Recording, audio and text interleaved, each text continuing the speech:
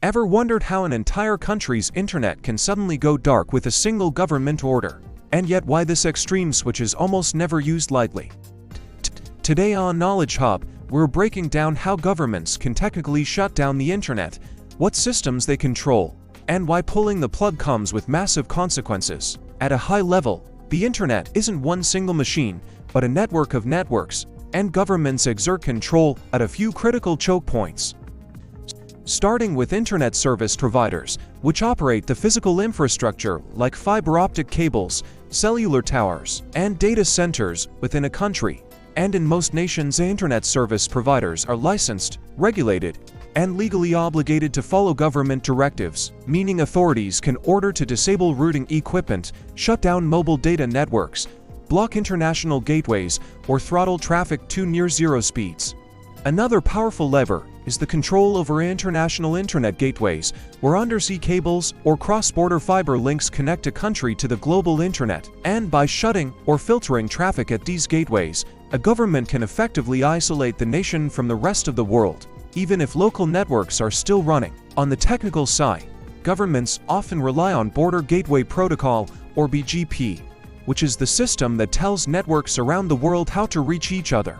By withdrawing BGP routes or injecting false ones, traffic can be silently dropped or misdirected, making entire regions disappear from the internet without physically cutting a single cable. Then there's DNS control, where authorities can block or manipulate domain name servers, so websites simply fail to resolve, creating the illusion that the internet is broken when in reality the data is being stopped. That the naming layer. Mobile networks offer yet another control point, since cellular data is centrally managed, and disabling 4G or 5G access can instantly disconnect millions of users while leaving emergency voice services active. But here's the key question: if governments have all this power, why don't they shut down the internet more often?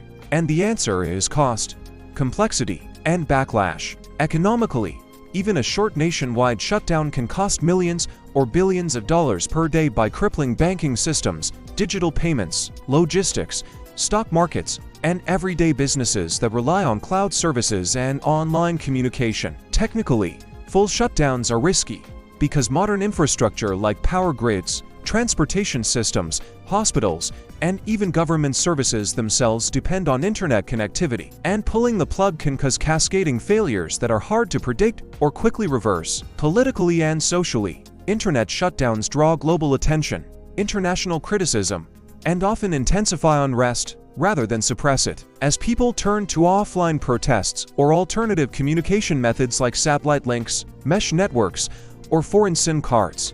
This is why many governments now prefer targeted controls instead of total blackouts, such as blocking specific platforms, throttling social media, filtering keywords, or selectively disabling mobile data in limited regions or time windows, achieving control without completely stopping the digital economy. So while governments absolutely have the technical means to shut down the internet, but doing so is like pulling an emergency brake that damages the engine at the same time.